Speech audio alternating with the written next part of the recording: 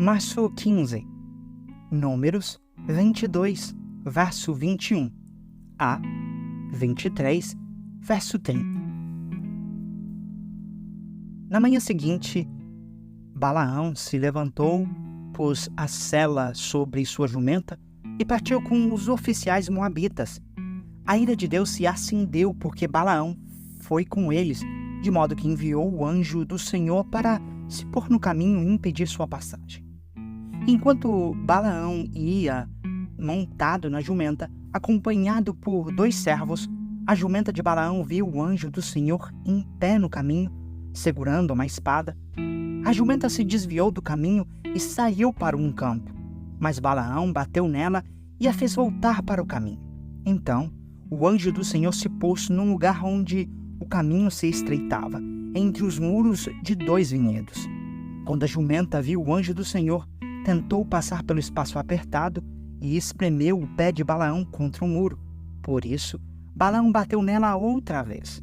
Então o anjo do Senhor foi mais adiante no caminho e se pôs no lugar estreito demais para a jumenta passar, seja pela direita ou pela esquerda. Quando a jumenta viu o anjo, ela se deitou, apesar de Balaão ainda estar montado. Num ataque de raiva, Balaão a espancou com uma vara. Então o Senhor fez a jumenta falar. "O que eu lhe fiz para você me bater 3 vezes?" perguntou ela a Balaão.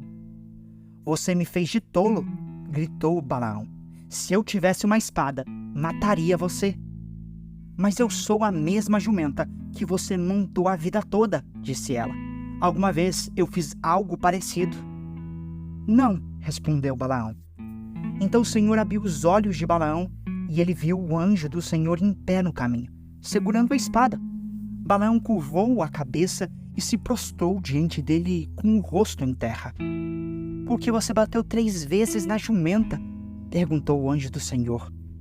"Eu vim para impedir sua passagem, pois você insiste em seguir por um caminho que me desagrada. 3 vezes a jumenta me viu e se afastou. Se ela não tivesse se desviado, certamente eu teria matado você e poupado a vida da jumenta." "Pequei", disse Balaão ao anjo do Senhor. "Não percebi que estavas no caminho impedindo minha passagem. Se te opões à minha viagem, voltarei para casa." O anjo do Senhor disse a Balaão: "Vá com os homens, mas fale apenas o que eu lhe disser." Balaão seguiu viagem com os oficiais de Balaque. Quando o rei Balaque soube que Balaão estava a caminho, saiu para se encontrar com ele numa cidade moabita, junto ao rio Arnon, na fronteira de seu território. Balaque perguntou a Balaão: "Não mandei chamá-lo com urgência? Por que não veio de imediato? Não acreditou em mim quando eu disse que lhe darei uma grande recompensa?" Balaão respondeu: "Agora estou aqui, mas não posso falar o que bem entender. Transmitirei apenas a mensagem que Deus puser em minha boca." Então Balaão acompanhou Balaque até Quiriate-Uzote. Ali, Balaque sacrificou bois e ovelhas e mandou entregar porções de carne a Balaão e aos oficiais que estavam com ele. Na manhã seguinte, Balaque subiu com Balaão até Bomote Baal. De lá, podiam ver uma parte do povo. Balaão disse a Balaque: "Construa aqui 7 altares e prepare 7 novilhos e 7 carneiros." Balaque seguiu as instruções de Balaão e os 2 ofereceram um novilho e um carneiro em cada altar. Então Balaão disse a Balaque: "Fica aqui junto aos holocaustos enquanto vejo se o Senhor virá ao meu encontro. Depois lhe direi o que ele me revelar." Em seguida, subiu sozinho até o topo de um monte sem vegetação, e Deus veio ao encontro dele. Balaão disse: "Preparei 7 altares e ofereci um novilho e um carneiro em cada altar." O Senhor deu a Balaão uma mensagem para o rei Balaque e disse: "Volte até onde Balaque está e transmita-lhe essa mensagem."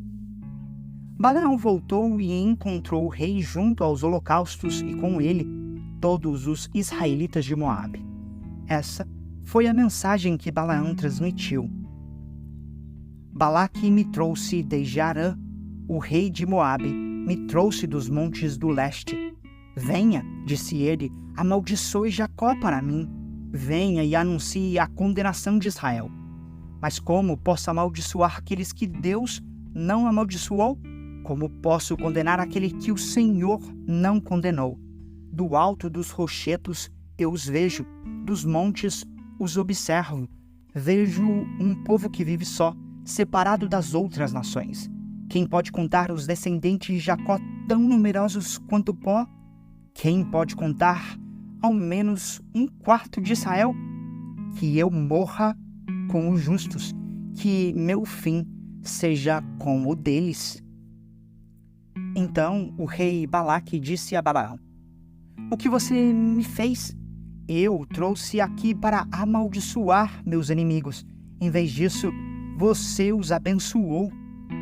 Balaão respondeu: como eu poderia transmitir algo diferente daquilo que o Senhor pôs em minha boca? Então Balaque lhe disse: venha comigo a outro lugar. Dali você verá outra parte do povo, mas não ele todo. Amaldiçoe dali o povo. Então Balaque levou Balaão no campo de Zofim, no alto do monte Pisga. Construiu ali 7 altares e ofereceu um novilho e um carneiro em cada altar. Balaão disse ao rei: fique aqui junto aos holocaustos, enquanto eu vou ao encontro do Senhor. Então o Senhor veio ao encontro de Balaão e lhe transmitiu uma mensagem, e depois disse: volte até onde Balaque está e transmita-lhe essa mensagem. Balaão voltou e encontrou o rei junto aos holocaustos e com ele todos os oficiais de Moabe. O que o Senhor disse? Perguntou Balaque. Essa foi a mensagem que Balaão transmitiu. Levanta-se, Balaque, e preste atenção. Ouça-me, filho de Zippor. Deus não é homem para mentir, nem ser humano para mudar de ideia. Alguma vez ele falou e não agiu? Alguma vez prometeu e não cumpriu? Ouça, recebi ordem de abençoar. Deus abençoou e não posso anular sua bênção. Quando ele olha para Jacó, não vê maldade alguma, não vê calamidade à espera de Israel, pois o Senhor, seu Deus, está com ele, foi aclamado como seu rei. Deus os tirou do Egito, ele fez forte como o boi selvagem. Encantamento algum pode tocar Jacó, magia alguma tem poder contra Israel. Agora se dirá a respeito de Jacó: vejam o que Deus fez por Israel. Este povo se levanta como leoa, como leão majestoso que desperta. Não descansa enquanto não devora a presa e bebe o sangue dos que foram mortos. Então Balaque disse a Balaão: pois bem, se não os amaldiçoar, pelo menos não os abençoe. Mas Balaão respondeu: não lhe avisei que faria apenas o que o Senhor me ordenasse? O rei Balaque disse a Balaão: venha, eu o levarei a mais um lugar. Quem sabe Deus se agrade de que você os amaldiçoe dali. Balaque levou Balaão até o topo do monte Peor, de onde se vê o deserto. Mais uma vez, Balaão disse a Balaque: construa 7 altares e prepare 7 novilhos e 7 carneiros. Balaque seguiu as instruções de Balaão e ofereceu um novilho e um carneiro em cada altar. Lucas 1, versos 57 a 80. Chegado o tempo de seu bebê nascer, Isabel deu à luz um filho. Vizinhos e parentes se alegraram ao tomar conhecimento de que o Senhor havia sido tão misericordioso com ela. Quando o bebê estava com 8 dias, eles vieram para a cerimônia de circuncisão. Queriam chamar o menino de Zacarias, como pai, mas Isabel disse: não, seu nome é João. Então eles lhe disseram: não há ninguém em sua família com esse nome. E com gestos perguntaram ao pai como queria chamar o bebê. Ele pediu que lhe dessem uma tabuinha e, para surpresa de todos, escreveu: "Seu nome é João." No mesmo instante, Zacarias voltou a falar e começou a louvar a Deus. Toda a vizinhança se encheu de temor e a notícia de que havia acontecido se espalhou por toda a região montanhosa da Judéia. Todos que ficavam sabendo meditavam sobre esses acontecimentos e perguntavam: "O que vai ser esse menino?" Pois a mão do Senhor estava com ele. Então seu pai, Zacarias, ficou cheio do Espírito Santo e profetizou: "Seja bendito o Senhor, o Deus de Israel, pois visitou e resgatou seu povo. Ele nos enviou poderosa salvação, da linhagem real de seu servo Davi, como havia prometido muito tempo atrás por meio de seus santos profetas. Agora seremos salvos de nossos inimigos e de todos que nos odeiam. Ele foi misericordioso com nossos antepassados ao lembrar-se de sua santa aliança, o juramento solene que fez com nosso antepassado Abraão. Prometeu livrar-nos de nossos inimigos para o servirmos sem medo, em santidade e justiça, enquanto vivermos. E você, meu filhinho, será chamado profeta do Altíssimo, pois preparará o caminho para o Senhor. Dirá ao seu povo como encontrar salvação por meio do perdão de seus pecados. Graças à terna misericórdia de nosso Deus, a luz da manhã vinda do céu está prestes a raiar sobre nós para iluminar aqueles que estão na escuridão e na sombra da morte e nos guiar ao caminho da paz." João cresceu e se fortaleceu em espírito e viveu no deserto até chegar o tempo de se apresentar ao povo de Israel. Salmo 58, versos 1 a 11, ao regente do coral. Salmo de Davi, para ser cantado com a melodia "Não destruas."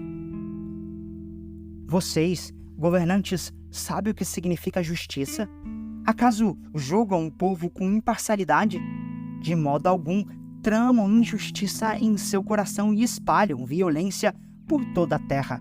Os perversos são pecadores desde o ventre materno, mentem e corrompem desde o nascimento. São venenosos como serpentes, como cobras, que se fazem de surdas para não ouvir a música dos encantadores, ainda que eles toquem com habilidade. Quebra os dentes dos perversos, ó Deus, despedaça, Senhor, a mandíbula desses leões. Que desapareçam com água em terra sedenta, que se tornem inúteis as armas em suas mãos, que sejam como a lesma que se desmancha em lodo, como a criança que nasce morta e nunca verá o sol. Deus os eliminará, tanto os jovens como os velhos, mas depressa que um fogo de espinhos esquenta uma panela. O justo se alegrará quando vir a vingança contra a injustiça. No sangue do perverso lavará os pés. Então, por fim, alguém dirá: de fato, há recompensa para o justo. Com certeza, há um Deus que faz justiça na terra. Provérbios 11, versos 12 e 13. É falta de bom senso desprezar o próximo. A pessoa sensata permanece calada. O fofoqueiro espalha segredos, mas a pessoa confiável sabe guardar confidências.